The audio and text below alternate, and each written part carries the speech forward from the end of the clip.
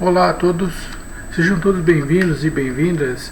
Nós vamos continuar o estudo da cinética química. Só para recapitular, a cinética química ela estuda a velocidade da reação química.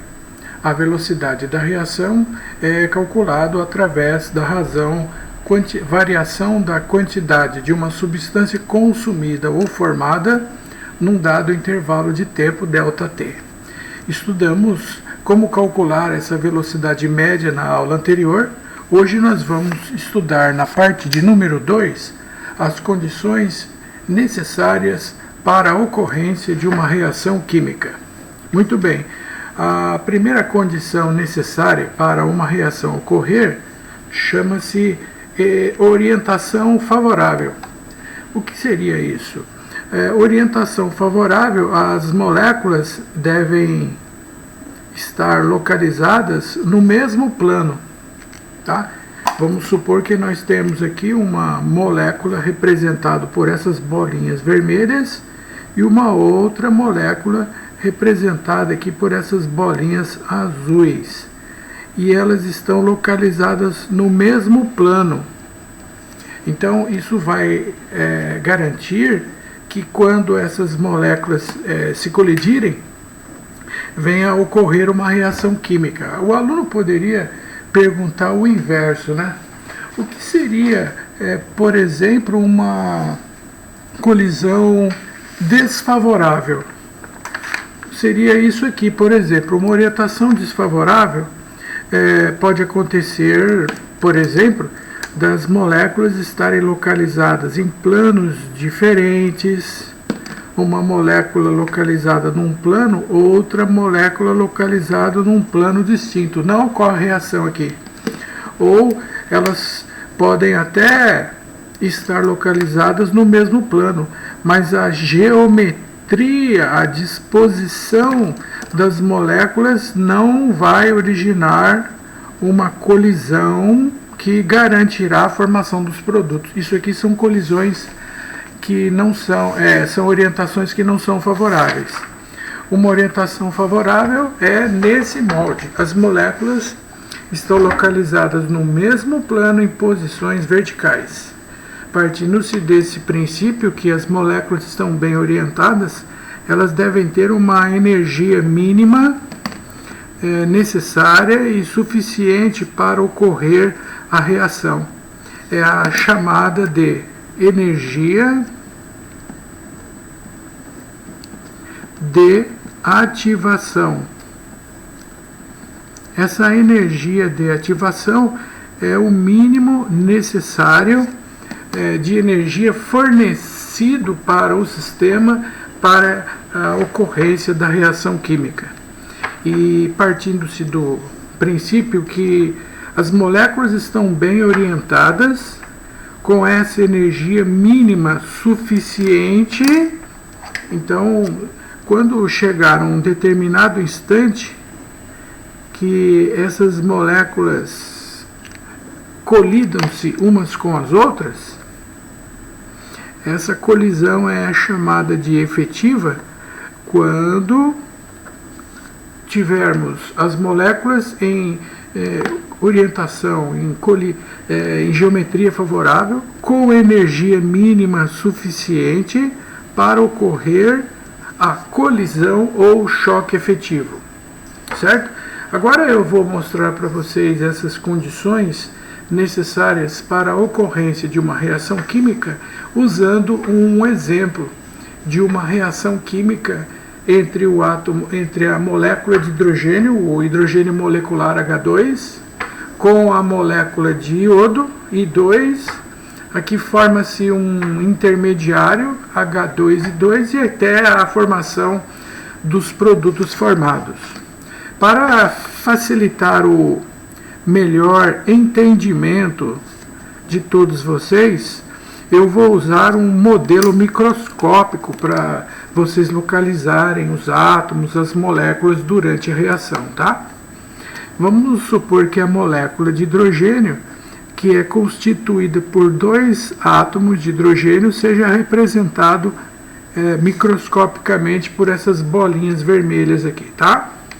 Já as moléculas de iodo são bem maiores do que as de hidrogênio, serão representadas por essas bolinhas azuis aqui, ó. Ok? Esse composto intermediário significa entre os reagentes e os produtos formados, né? Forma-se esse intermediário aqui, ó. Depois, na formação dos produtos, aqui no final, aí eu tenho o produto constituído por um átomo de iodo e um átomo de hidrogênio, sendo que eu tenho aqui duas moléculas desse composto, um átomo de iodo e um átomo de hidrogênio, ok? Muito bom. Agora eu vou fazer o seguinte, esse gráfico ele vai representar a trajetória dessa reação química. E para estudarmos essa reação durante essa trajetória, eu vou pegar aqui 5 pontos durante essa trajetória, que vai dos reagentes, que é o ponto 1, nesse ponto 2, o ponto 3, o ponto 4 e o ponto 5 até a formação dos produtos formados, ok? Vamos agora entendermos o que está acontecendo em cada ponto. Muito bem, aqui no ponto de número 1, as moléculas, até que elas estão bem orientadas, elas estão no mesmo plano, certo? Mas a energia que essas moléculas possuem, indicado por esse patamar, essa energia ela não é suficiente para fazer com que as moléculas reajam. Então, no ponto de número 1, as moléculas estão bem orientadas, mas elas não têm a energia necessária para ocorrer a reação química. No ponto de número 2, a partir desse instante aqui que eu estou indicando aqui pela ponta da caneta, a partir desse instante, a energia ela começa a aumentar. E quando a energia começa a aumentar, o que vai acontecer é que uma molécula ela se desloca em direção a outra molécula. Isso acontece no mesmo plano. Olha lá, elas estão se aproximando e a energia está aumentando. A energia aumenta, as moléculas estão no mesmo plano e uma vai em direção à outra. Quando chega no ponto de número 3, vai acontecer a chamada colisão ou choque efetivo. Com a quantidade de energia máxima, nesse momento em que ocorre a colisão dessas moléculas com a energia mínima suficiente para isso ocorrer, nesse instante acontece a chamada colisão ou choque efetivo.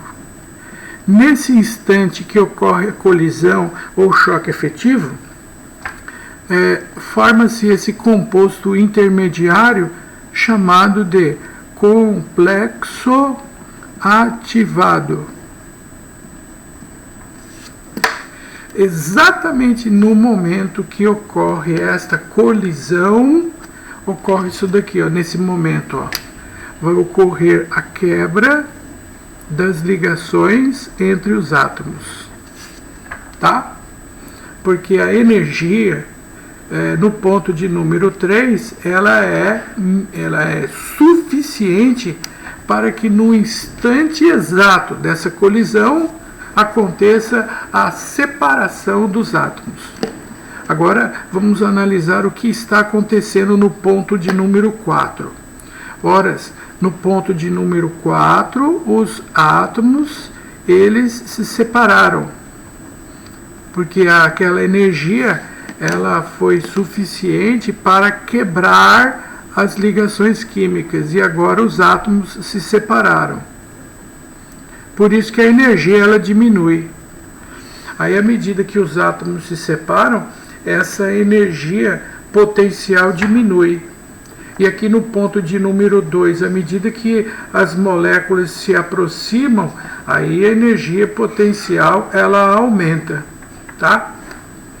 E neste momento vai existir a seguinte possibilidade.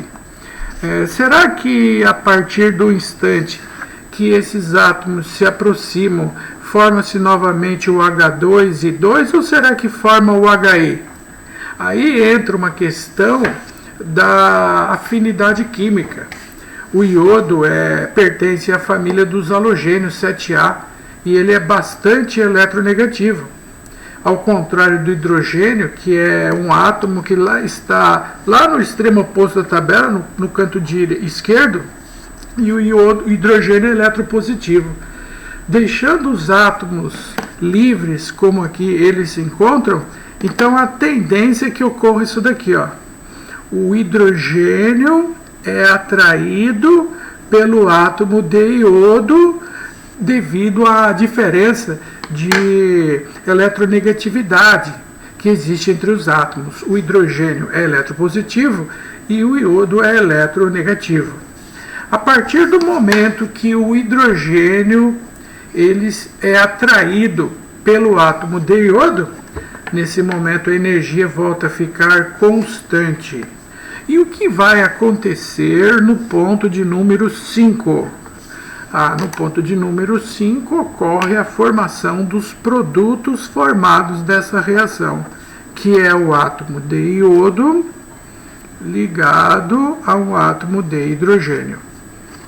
No instante que ocorre a formação desse HI, aí a energia ela volta a ficar constante e esse produto é mais estável do que os reagentes.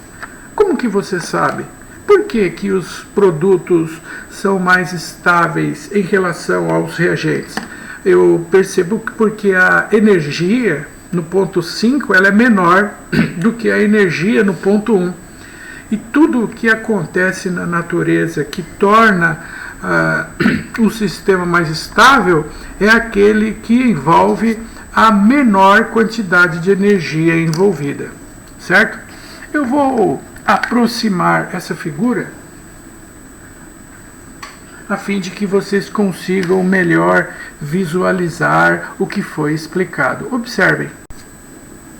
Então, aqui para explicarmos essas condições necessárias para a ocorrência de uma reação química, a orientação favorável, a energia suficiente mínima fornecida aos reagentes, chamada energia de ativação, e a colisão efetiva. Então, eu estou mostrando esse gráfico que corresponde à trajetória de uma reação química que eu usei como exemplo do H2 mais o I2, formando esse intermediário até a formação do produto formado. No ponto 1, as moléculas estão bem orientadas, mas não têm energia suficiente para reagir. Elas podem até colidir, mas a colisão não vai quebrar a ligação, portanto a colisão não é efetiva. A partir do momento que essa energia potencial começa a crescer, as moléculas vão uma em direção à outra e a energia vai aumentando, e no ponto de número 3 essa energia ela é máxima no instante que as moléculas elas se chocam entre si.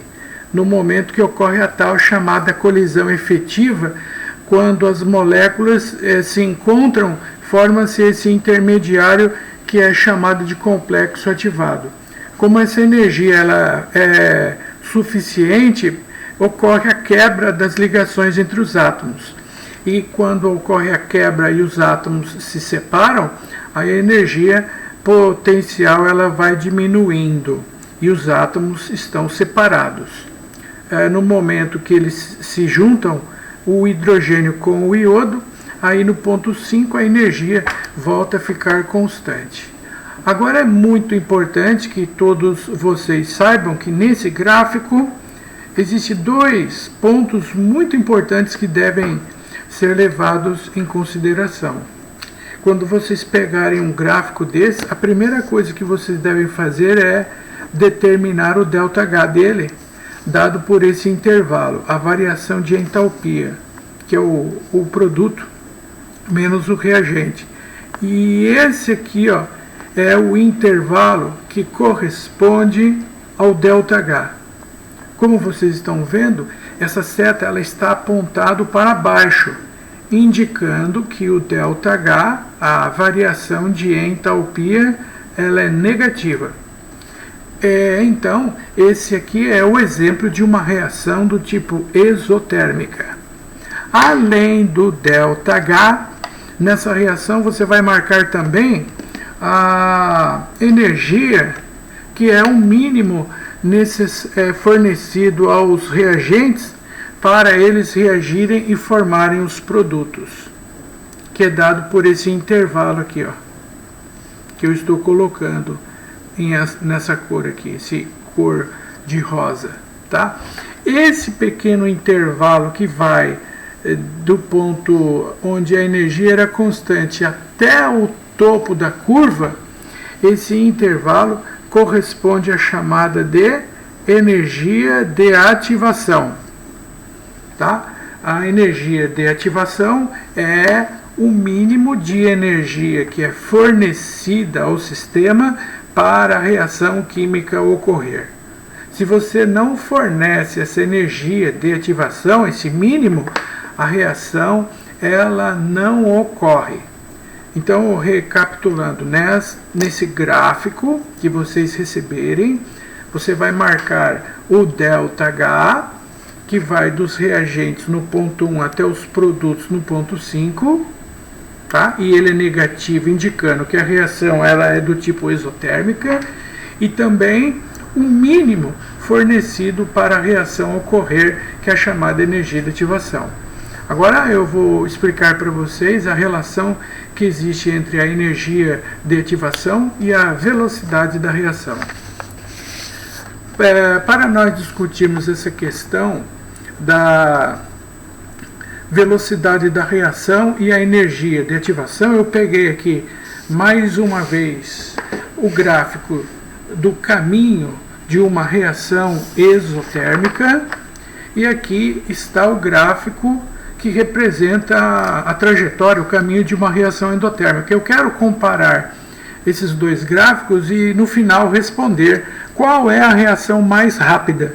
Qual a reação se processa mais rapidamente? A reação exotérmica ou a endotérmica? Agora, só para lembrar para vocês que a reação do tipo exotérmica é aquela em que a entalpia dos reagentes é maior que a entalpia dos produtos, para quem esqueceu, tá? Quando nós pegarmos um gráfico desta maneira, limpo, como ele se encontra, você deve marcar nesse gráfico duas coisas importantes: o ΔH e a energia de ativação. Aqui nós temos o patamar referente à entalpia dos reagentes, e nesse outro patamar a entalpia referente aos produtos. Quando vocês pegarem esse gráfico, então fica combinado o ΔH. Qual é o sentido? Está de baixo para cima ou ele está de cima para baixo? O sentido do ΔH é sempre esse aqui, ó, dos reagentes para os produtos. Aqui, como os reagentes estão em cima e os produtos embaixo, então esse é o sentido do ΔH da reação. O ΔH vai de cima para baixo, portanto ele é negativo, indicando que a reação é exotérmica. E além disso, você vai marcar também o mínimo necessário para a reação ocorrer, dado por esse intervalo aqui, ó, que vai aqui onde a energia terminou constante e ela vai subindo até o topo da curva. Isto chama-se energia de ativação, que é o mínimo fornecido para uma reação química ocorrer, ok? Muito bem, agora vamos fazer esse gráfico, ou melhor, vamos completar o gráfico de uma reação endotérmica. A reação ela é do tipo endotérmica quando a entalpia dos reagentes é menor agora em relação à entalpia dos produtos. Agora é o inverso. O reagente tem entalpia menor e os produtos possuem uma entalpia maior. Observe aqui no gráfico isso que eu estou falando. Esse patamar aqui, ele corresponde à energia dos produtos. E esse outro corresponde à energia dos reagentes, certo? Quando vocês pegarem esse gráfico, então vamos marcar o ΔH e a energia de ativação.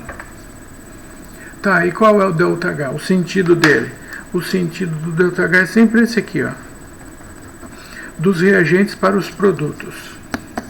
Como os reagentes estão aqui embaixo e os produtos estão lá em cima, portanto esse aqui que é o sentido do ΔH da reação. Ele vai do reagente até o produto. Como vocês estão vendo aqui, ó, essa setinha voltado para cima indica que o ΔH ele é positivo, e o ΔH positivo é a característica de uma reação endotérmica. Agora, vamos marcar a energia de ativação. Ela vai aqui dos reagentes, vai até o topo da curva. Certo? Dos reagentes até o topo da curva sempre. Então, não existe energia de ativação negativa, menor do que zero, tá? O ΔH pode ser positivo ou negativo, mas a energia de ativação não. A energia de ativação ela é sempre positiva. Ela vai quando o instante que a energia era constante e ela aumenta até chegar no topo da curva. Esse intervalo é a energia mínima fornecida para uma reação ocorrer. Agora, comparando os dois gráficos que eu acabei de fazer, aqui estão os dois gráficos. A questão agora é a seguinte: qual é a reação mais rápida? É a reação exotérmica ou a endotérmica? Como é que eu vou saber qual é a mais rápida ou é a mais lenta? Vou estabelecer um critério para vocês responderem. O critério é o seguinte: façam de conta que os reagentes da reação exotérmica e os reagentes da reação endotérmica participam de uma prova campestre. Essa prova consiste em subir uma montanha íngreme. E a trajetória dessa montanha é justamente a energia de ativação. A questão é a seguinte: quem vai chegar no topo da montanha primeiro? Os reagentes da reação exotérmica ou os reagentes da reação endo? Quem ganha a prova? É claro que você vai responder: quem ganha a prova são os reagentes da reação exotérmica, porque a trajetória que eles terão que percorrer ela é menor. Se a trajetória é menor, eles apresentam a maior velocidade, ou seja, eles chegam no topo da montanha em menor tempo. Já a trajetória dos reagentes da reação endotérmica ela é muito maior, e ele vai gastar mais tempo para chegar no topo e a velocidade vai ser menor. Então, conclusão: comparando esses dois gráficos que aqui se encontram, a reação exotérmica indicada por esse gráfico ela é mais rápida em relação à reação endotérmica indicada por esse outro gráfico. Que conclusão nós podemos chegar com relação ao que eu te apresentei? A conclusão é a seguinte: quanto menor a energia de ativação, maior é a velocidade da reação.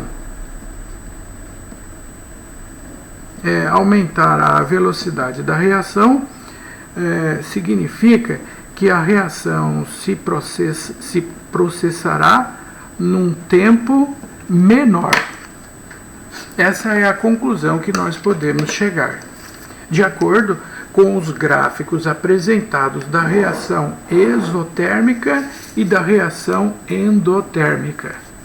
Quanto menor for a energia de ativação, que é o mínimo fornecido para a reação ocorrer, maior a velocidade da reação, ou que implica em que a reação se processa num tempo menor. Ok? Agora, depois da apresentação dessas condições necessárias para a ocorrência de uma reação, vamos aplicar tudo que foi explicado aqui na resolução dos exercícios. Ok? Então, em breve, nos aguardem para resolver os exercícios referentes a essas condições que são necessárias para uma reação ocorrer. Ok? Até daqui a pouco, então.